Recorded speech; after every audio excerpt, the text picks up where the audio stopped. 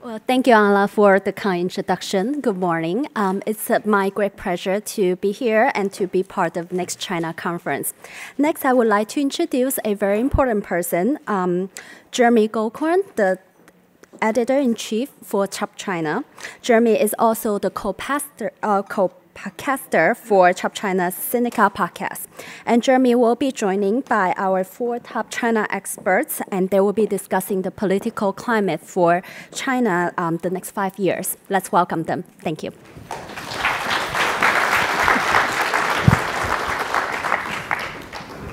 Good morning. I'm delighted you're all here. I'm really delighted to to moderate the politics panel. We are going to be discussing the state and the future of Chinese politics with 4 of the world's leading experts. I will give very brief introductions. Cheng Li of the Brookings Institute, one of the most prominent and notable commentators on elite Chinese politics. Elizabeth, economy, an author of a number of books about Chinese power and transition, and a book coming up in May called The Third Revolution. The Third Revolution. Yeah. Mike Forsyth, who I'm going to call Mike to distinguish him from Michael Sony. Mike Forsyth, many of you will know as the crack investigative reporter who has been making people in Zhongnanhai uncomfortable for years. And Michael Sony is head of the Fairbanks Center for Chinese Studies at Harvard, and also one of the editors of a marvelous new book called The China Questions, which I would encourage everyone to read.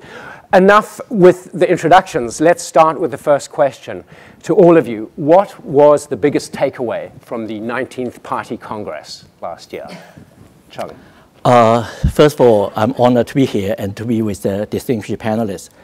I want to congratulate Anna and her team for not only organizing this really wonderful conference, but also really putting Sub-China on the map. And within a year and a half, you really become a leading outlet. And all my colleagues in China studies subscribe your EPP. I hope that they will remain as free. Talking about my major takeaway, I think it's a paradox or paradoxes. I'm very cynical for any definitive comment on the 19th Party Congress, one way or another. I see 3 major paradoxes. First, Xi Jinping, of course, consolidated his power. Xi Jinping's thought has been amended to the party constitution, and his people really entered the Central Committee, which was a minority for his faction, but now become majority in the 376 members of Central Committee. And also his people has a large representation in the 25 people Politburo. But paradoxically, the most important leadership body in China, which we really look very, very closely, the Politburo Standing Committee, is divided into 3 factions. Xi Jinping and 2 of his proteges, Li Zhanshu and Zhao Leji, this is the first faction. The second faction is Jiang Zemin's proteges, namely Han Zheng and Wang Funing. And thirdly is so-called Tuan Pai, Hu Jintao's proteges, Li Keqiang and Wang Yang. Now this becomes 3-2. If we talk a coalition, usually Jiang Zemin people go along with Xi Jinping's people, become 5 versus 2. Last party Congress is 6 versus 1. Li Keqiang is alone. Now that's very, very important, the leadership lineup, which will be profoundly important for the next 5 years. We talk about the next 5 years leadership. So that go back to what I call the team of rival, despite Xi Jinping's consolidation power. And this is, in many ways, it's sharing power in the very top leadership. This is the ultimate decision-making body. This is what I call the first paradox. The second paradox, no successor has been identified. Now that differs from the previous 2 administrations. You know, after Deng Xiaoping, every 10 years, you have a new leader. Every 5 years, you select, a successor.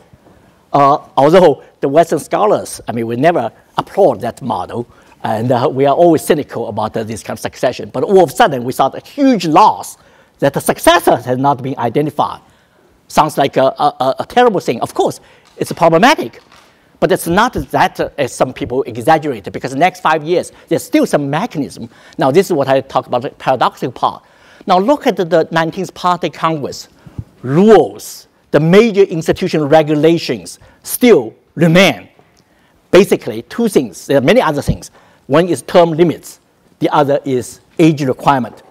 Age requirement meaning anyone who were born before 1949 or in 1949 retire will not be considered as a Central Committee member, which is 376 people.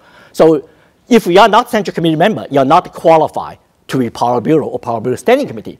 That explains why Wang Jisan retired. But these two rules, term limits and age requirement, are very, very important for the future. So this is what I call the second paradox.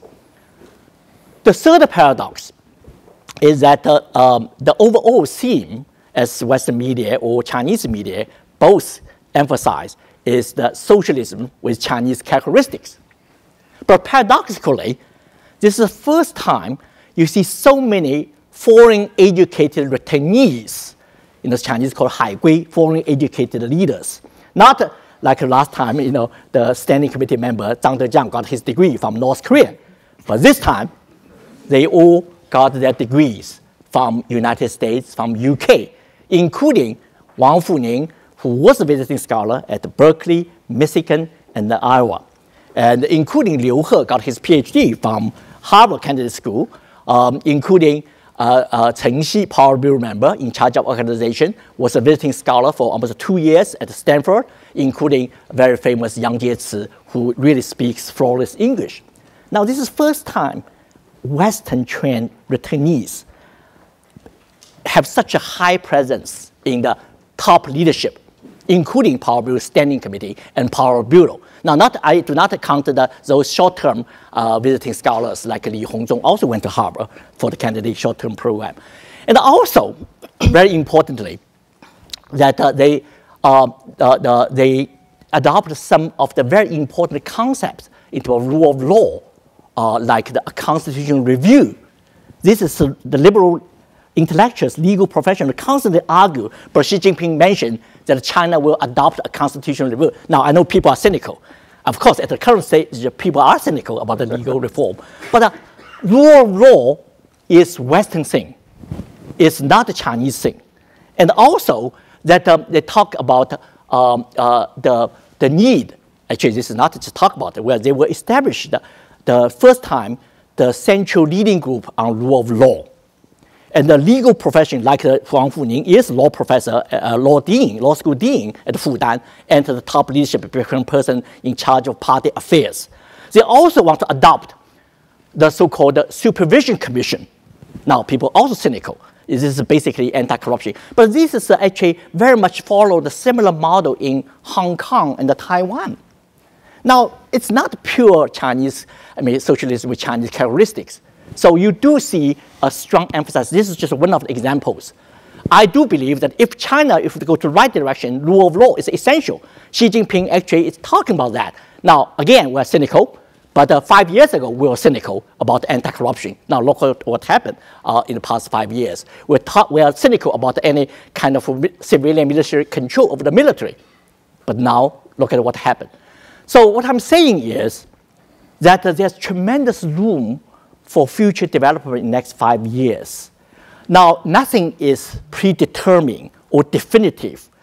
For those of us in the West, should be wise to look at the complexities, paradoxical nature of Chinese politics. So let me finish here. So this is my major takeaway. Okay. Liz. So that was a really interesting and I would say very optimistic perspective on what is likely to follow in the next 5 years. I probably have a different perspective, but that's not where we're going. So let me just say something a little bit different.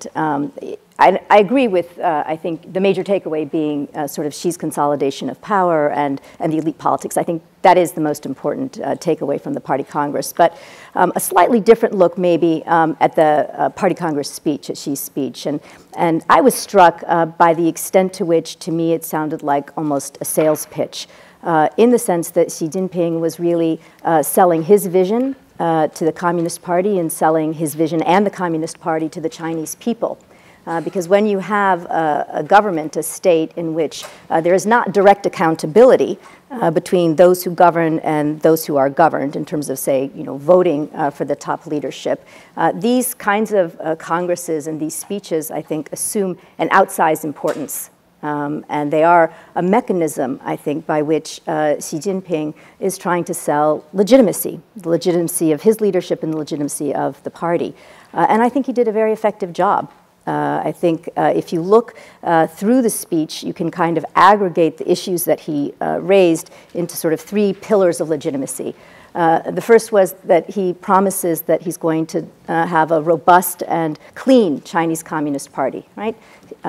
Teng mentioned the anti-corruption campaign, rule of law, having the party determine sort of clean art and culture, right? No vulgarity. So, one is really the strength and the sense that the Communist Party is going to be the leading force for the country. The second is that he's going to continue to deliver on economic growth, and not just any kind of economic growth, but China's going to become a leader in innovation. It's going to be green economic growth. The state is still going to play a significant role, but yes, we'll find some little market opening here and there, I think. And the third element is, of course, the idea that China is assuming a much larger presence on the international stage. And here that, I think, speaks very directly to the Chinese dream, the rejuvenation of the great Chinese nation. Xi Jinping as an institution builder, like the AIIB and the Belt and Road Initiative. We're going to have a military that is capable of fighting and winning wars. And in general, you're going to have China reaching out to spread its soft power, to bring overseas Chinese, mobilize them in the cause of rebuilding China. So generally, again, a sense that Xi Jinping is going to raise the profile of China on the global stage. So I think if you can sort of take those sort of 3 pillars of legitimacy, you see that these are all issues that Xi Jinping has sort of raised and drawn on over the past 5 years. And the speech was really, I have led you this far. Sure, there are some shortcomings, because he does acknowledge some shortcomings in the speech, but stick with me, and I'm going to lead you to further greatness over the next 5 years. So I think it was it was long and windy, and actually, he had promised when he first took power 5 years ago that to eliminate this kind of long and windy speech, but he sort of fell prey to it himself. But nonetheless, I think he hit on the most important issues, and it was an effective articulation of his vision moving forward. Okay. Mike, would you like to add anything to that? I'll just expand a little bit on what Chung Lee talked about on his 3 paradoxes. I'll focus on the second paradox he talked about, which was kind of my big takeaway from the 19th Party Congress, which is the lack of a successor for Xi Jinping. And I thought that was very notable, interesting. It's something we can definitely point to. This is different from what was before. Journalists like that, we can see that's different. But it's actually, quite interesting, because there was an institutional continuity that had been established, in the late 1980s, early 1990s. We knew who was going to be the successor to Jiang Zemin eventually, and we knew who was going to be the successor to Hu Jintao when he stepped down. And now we just do not know. And there's obviously a lot of talk about Xi Jinping staying on after this 10-year term. And it's a big deal, because, if you don't have a successor, people are ambitious. Chinese people are ambitious, Americans are ambitious, everybody's ambitious. I think what we need to look at to get a sense of what could happen is what happened 5 years ago, or 6 years ago, I guess now, at the 18th Party Congress. I can't tell you exactly what happened, but it changed my life forever. With these dramatic events with Bo Xilai, his wife, dead British agents. And then we had Zhou Yongkang, the most powerful security official, fall. We had the top 2 generals in the PLA fall. We had Ling Jihua fall. All these people, something happened that year. I don't think the definitive book will be written for many, many years on what happened because we just really don't know. I was in Beijing then. I remember on the night, I think it was March 18th, I was eating at Dadong duck, actually. and there was rumors that there was a coup happening. I was in Beijing too. It was really, and I don't think there was, but we don't exactly know what happened. And it's actually a shame. China is such a massive country, so important, soon to be the biggest economy by GDP in the world. And the fact that we don't know what's happening at the highest levels of leadership, these dramatic events 5 years ago, is actually quite concerning, should be concerning for all of us. And obviously we try at the Times and elsewhere to shed a little bit of light on it. It's very difficult though. But we know something happened. We know people were arrested. We knew, and at least the Chinese government has said that these people were working in concert with each other. That's a matter of public record. So this is what could happen. So while I think the opening speech here was very optimistic about the future of the Chinese economy, we all have to realize that there is an incredible brittleness to a Leninist authoritarian system where there are not competing parties, which is what we have. When you don't have competing parties, you have factions within the parties. And crazy things happened 6 years ago. Will that happen again 5 years hence? I want to pick up on 2 things that Mike just mentioned. The first has to do with the lack of a successor. The political scientists that I work with have been talking now for more than a decade about the institutionalization of the leadership transition process in China, the degree to which it's become predictable and it follows certain rules. The decision, which must have been a decision not to identify a successor at the 19th, shows that that assumption's wrong. The process is not yet institutionalized, or at least not in a way that's transparent and comprehensible to outsiders. I'm going to take a slightly contrarian position. Well, I'm going to pick up on your comment about brittleness. I think the top 3 takeaways have been identified. This might be the number 4 takeaway. The enshrinement of Xi Jinping thought, which of course is at the moment a vague and amorphous thing, in the Constitution, and the statement in the work report that the party leads everything, 党领导一切, I think are kind of worrying. Because if Xi Jinping thought is identified with, is part of the Constitution, and the party leads everything, then criticizing Xi Jinping is criticizing the party, and criticizing the party is criticizing the state, the PRC, and the nation. And I find that very worrying in the sense that perhaps the biggest challenge that the CCP faces, I mean, it faces a lot of challenges. I don't envy Xi Jinping a bit, but his position a bit, but one of the challenges it faces is trying to accommodate the increasingly diverse and complex society that is China. And this way of potentially framing dissenting views, opposing views as anti-party and anti-state is, to me, probably not a step in the right direction. It's worrying. Okay. Let's look at a question of global leadership. For the last year particularly, you see editorials in respectable newspapers and news organizations just about every day about how China is going to eat America's lunch. It's going to be the global leader in everything. It's going to take over. And I was particularly interested to see a piece that Liz wrote recently, which contained a rather juicy line, which is, talking about global leadership. The US sucks, but so does China. Have I got that right? Yeah, that was about right. We suck, but so does China. I think China does too. Yeah. So would you like to unpack that? Liz? Sure. That's my intellectual framing. We suck and China does too. Right. I think, as you suggested, there's been a lot of discussion and a lot of hype in the media, no offense to the journalists on the panel, about China assuming the mantle of global leadership. I think there's no doubt that the United States has stepped back from its traditional role as a global leader, thinking about global goods with President Trump's America First policy. And it's not, I should say, it's not clear that this is a permanent step back, but let's assume for the sake of argument that it is for the duration of his administration. Then the question is, is China interested in assuming the mantle of leadership, and is it prepared to do so? I would say, based on Xi Jinping's speeches over the past year or so, in particular, he is interested.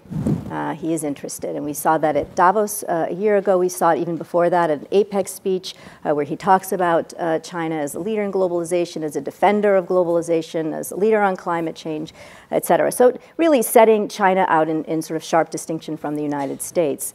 But by the same token, I think China has not demonstrated the kind of real leadership that the United States has for the past 70 years or so. And by that I mean, is China ready to align its interests or even subordinate its interests to those of others in the cause of global good?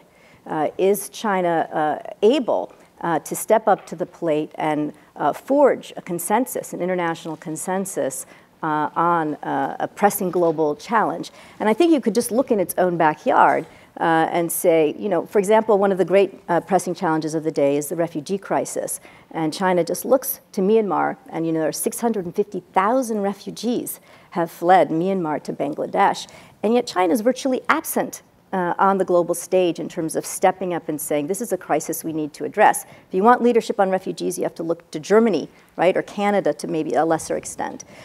Even on North Korea, again, right in its own backyard, China's response has been quite limited, quite, a freeze-for-freeze proposal.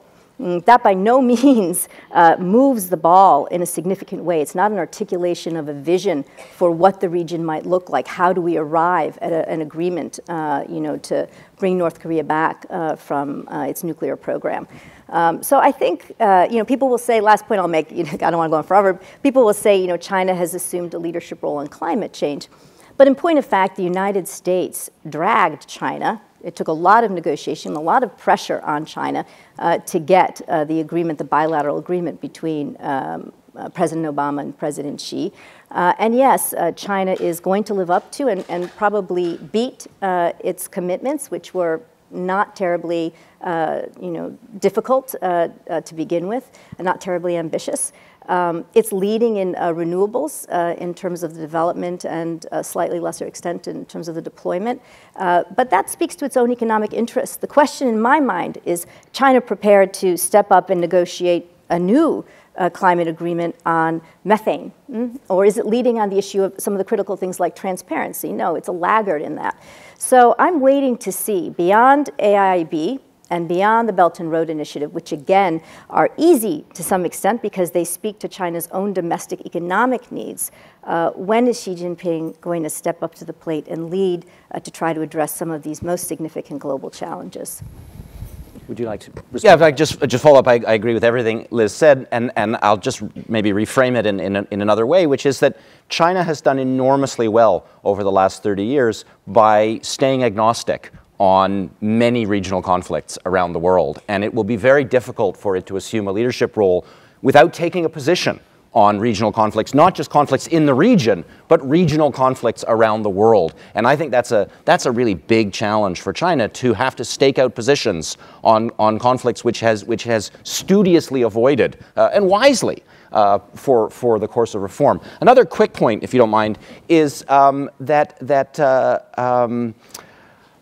another complication to China's taking on a global leadership role is that it has to get involved in, and this is true of OBOR and AIIB as well, it has to get involved in distributional questions within other societies. That is, who's going to benefit from China's engagement and who's going to not benefit.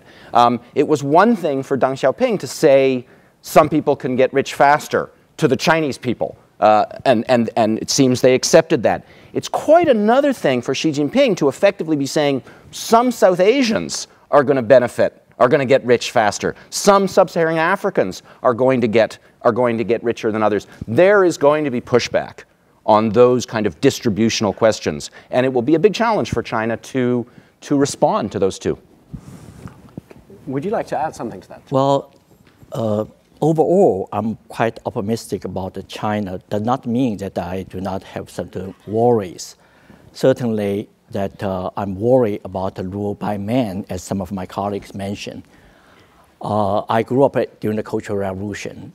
I fully understand. I mean, as a survivor, I always suffer a great deal, including lost my brother. Basically, just forced. I don't want to go into detail. But today's China is different China. You talk about the language, talk about party should lead everything, which is true. But paradoxically, it's also true in Xi Jinping's report. He said, this is a direct quote, you can check. He said, no individual, no organization should be above the Constitution. Now, whether his colleague put that language into that document or he himself put that, I do not know. But that is also in his speech. You can check. 20 years ago, when Bill Clinton visited China, he told the Chinese leaders that you have too many engineers, we have too many lawyers, let's trade. China did not need to trade. China produced their own with the help of Ford Foundation, Roots Foundation, and many other Western institutions, including many American universities. So now China has a really very sizable legal community, some within the work within government, some outside the government, or even become critique of the government. So that's my optimism lies. That will have an impact. Now, I like this title. I think it's really an excellent piece. I'm particularly like the final paragraph talk about how Chinese American feels. I think that at the time, both countries need mutual understanding, but we are moving to different directions. China has so much restriction on NGOs. Yes, there may be 1% of NGOs is anti-China, but the 99% of NGOs really have goodwill. The same things. And we have difficulties with educational or other kind of cultural exchanges. We start to see that kind of new McCarthyism start to emerge. Sounds like every Chinese institution is a Chinese agent. Everyone Chinese celebrity or non-celebrity, or even students like they are spies for Chinese government. I mean, what kind of things that will lead us to?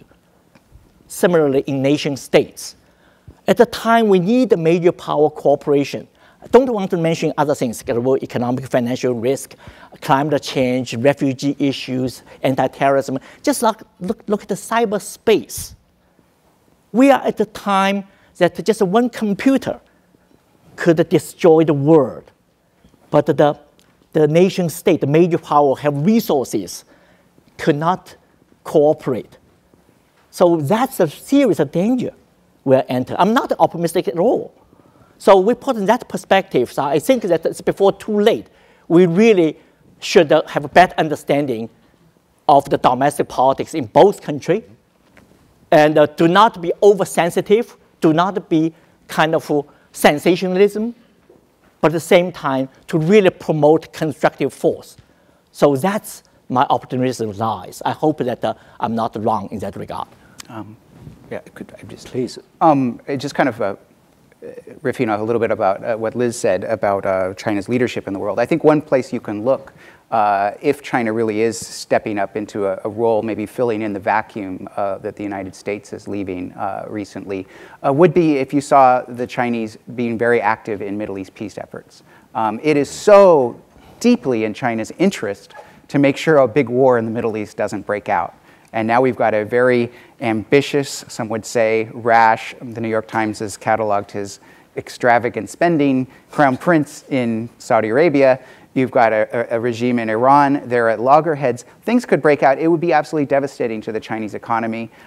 Clearly, the U.S. has had some fumbles there and is, one would say maybe a bit maladroit. So that is an area to look at, a marker. If you see China coming out doing real things, that's a place to look. Have we seen it? No, we have not.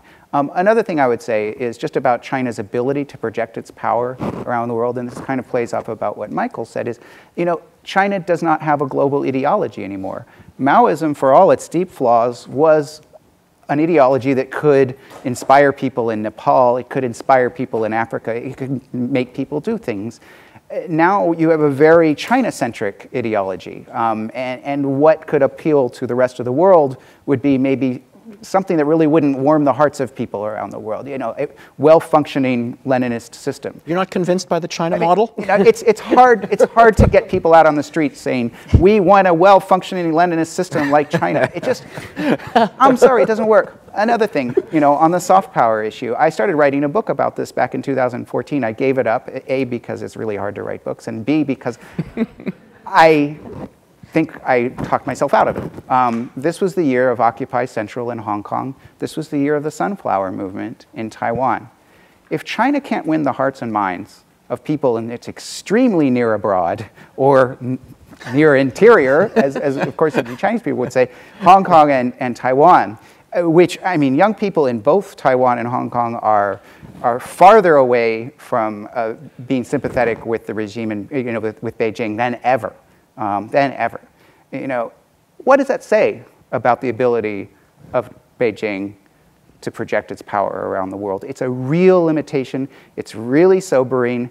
The prospect of unification with Taiwan and China are farther away than ever unless it's done militarily, which would be a global disaster. So, I would like to return to the topic of Taiwan in a little bit, but first, may I ask about the anti-corruption campaign? So, as you said, Chung, when it was announced in the early months of Xi Jinping's tenure, I, along with most observers, scoffed cynically, saying, ha ha ha, we've seen this before, it'll last for 2 months and then everything will get back to normal. Some people didn't say that, but I think the conventional wisdom was that it would be a short-term campaign, and we've clearly seen it isn't. What's the future of the anti-corruption campaign, if I may ask you to give something of a prediction? And is there any chance that it could actually become something that is done along legal lines?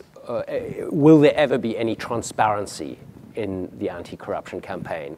Or is it going to continue being this kind of scene where we just have to take it on the party's word that somebody was doing some bad thing and they've disappeared, and we just got to believe them. We know nothing about what actually happened.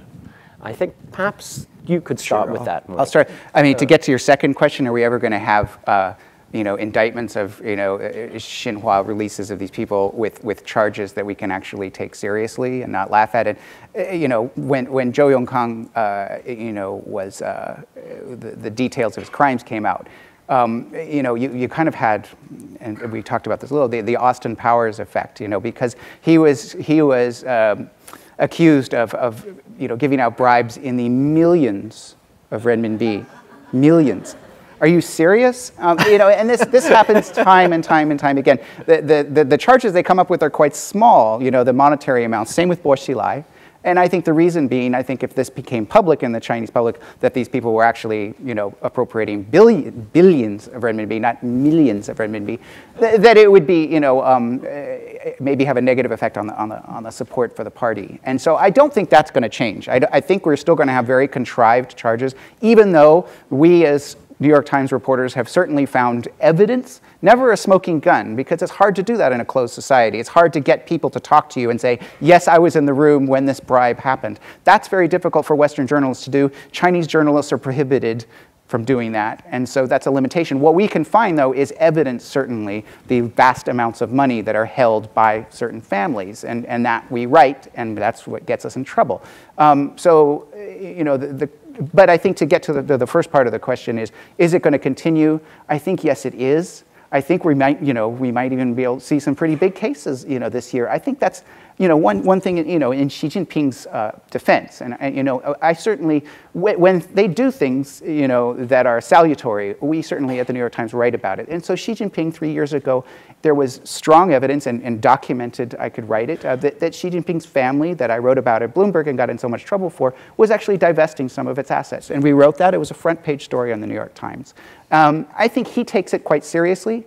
I've never been able to find a shred of evidence that his nuclear family, his wife or his daughter, were in any ways tainted by corruption. That doesn't mean they're not, but I certainly have found no evidence of that. And I think that, the Lao Baixing, the old 100 names, the common people of China do really respond to this, and they do want to see the government doing this. And I think also corruption during the 17th Party Congress, during that 5-year period, and maybe even the 5-year period before, was extremely serious. There was, widespread appropriation of assets going on by many senior leaders that we've been able to write about. I think 4 or 5 of the 7 members of the Standing Committee back then for the 17th Party Congress we wrote about. So it's a serious issue. It seriously was undermining the party. Xi Jinping was very clear about that, and I do have to, I have to believe the sincerity of what he was saying. So I do think this will continue. It's important, I think, for the legitimacy and the credibility of the Communist Party to the people of China to do this. Yeah. I would echo everything Mike said. I think that the creation of the National Supervisory Commission, which is supposed to move the anti-corruption campaign from purely an internal party affair to a state affair as well, is probably a very positive sign, although as we were talking earlier, it's not clear how that will play out in practice. The one thing I would add, though, to Mike's comments is that this is enormously important for the legitimacy of the party. And if I were a senior party official, I would be immediately divesting of my Lamborghinis and my gold bars and my mistresses. It's clear that that's not going to play anymore. Is the anti-corruption campaign, however, at heart dealing with the capacity to arbitrage the overlap of political power and economic power in China? That is to say that certain people in China have the power, because of their political position, to make important economic decisions, and therefore to arbitrage that in ways that we call corruption. I'm not sure that the anti-corruption campaign yet has figured that one out. But as a legitimacy tool, it's working. A few things. First, Michael mentioned Bo Xilai and Zhou Yongkang. Bo Xilai's crime was not corruption. He actually was not that corrupt on the economic term. He did not need to. He thought that someday the whole country would be his. So the whole charge is about 2 million on his wife's account. That's the things. 20 million US dollars around that. Zhou Yongkang is economically very corrupted. It's reached almost the Chinese billion. This is whether by the domestic media or whatever. It's not that just $1 million dollars in Zhou Yongkang's case. It's heavily related with a huge amount of corruption. Now, my main comment are 2 things. I was in a board meeting, a multinational company, a Fortune 500, just last month. We spent 4 hours together. And 5 years ago, on the eve of the 18th Party Congress, I was in the same board with roughly the same board members. 5 years ago, the overall topic is about corruption. But this time, 5 years later, actually towards the end, I made a comment that the word of corruption is even not mentioned in that board meeting this time. Similar within China, for the past, the first 3 years of Xi Jinping administration, maybe 2 or 3 years, and also earlier under Hu Jintao administration, a survey and after survey, public opinion survey, always mention corruption is the things people hate the most. But 2 or 3 years ago, start to drop. Environment, food safety, right, social justice, these kind of issues reemerge. So that tells us a lot about the people's perception of corruption in China, which is important. Now, of course, corruption will be with China for many, many years or even forever. But let's look at the perspective. In terms of legal, institutional mechanism dealing with corruption, or the democracy's legal, constitutional democracy in terms of dealing with corruption. How long did it take for UK to really move to that political system after democracy was already built? The same things with the United States. It's a long process. It's unfair. We require China to completely resolve that problem within few years or even few decades. So that's the other perspective I want to add to that discussion. Maybe I'll just say one word, which is I don't think anybody is asking or expects China to resolve it within a few years or decades. And in fact, as you know better than anybody, corruption has been talked about and written about since, through the imperial times, way, way back. Corruption has been a problem within China. So this is nothing new. And I think it is striking how much progress Xi Jinping has made. I think the question that's raised here most often, I think in most countries, is whether or not there's going to come a point in which there's going to be transparency, as Mike suggested, where we're going to understand the charges, where there's not going to be the suspicious overlay of a political attack, right? That this is merely somebody, that everybody in China, to one extent or another, has done something for which he or she could be detained or arrested. And then the question becomes, how is that person selected, right? Why is it this person instead of this person?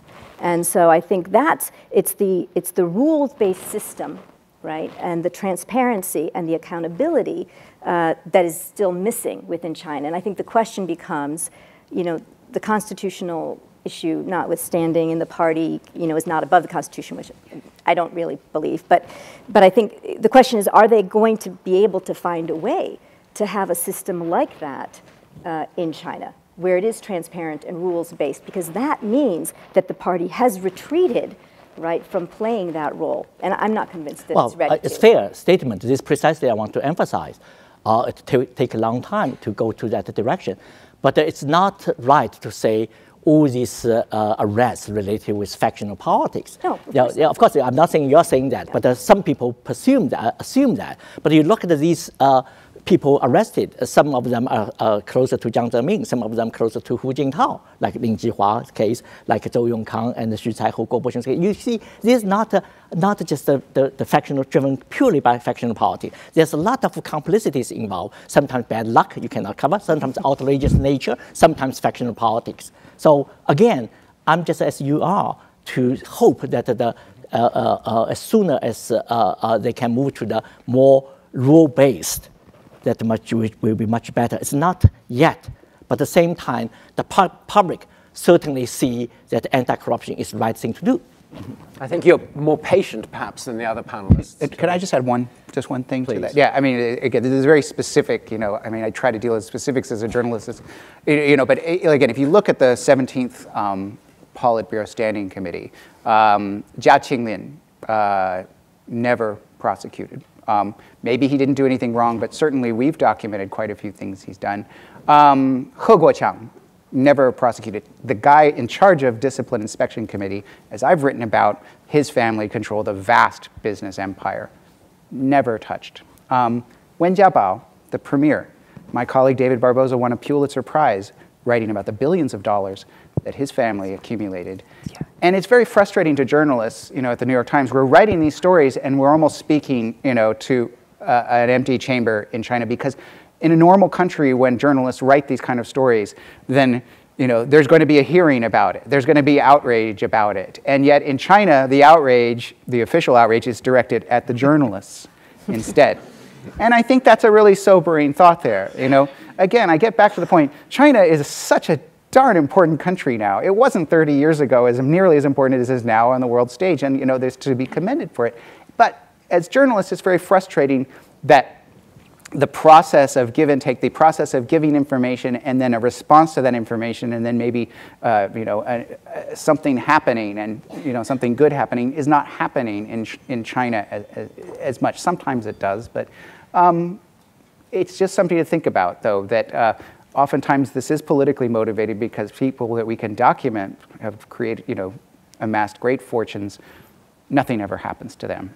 Things happen to other people instead, who actually we have a much more difficult time documenting their fortunes.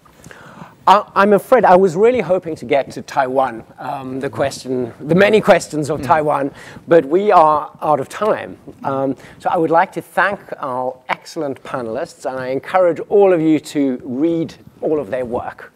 Please give them a round of applause. Thanks, Jenny. It's fun. All right. Thank you. We have good exchanges.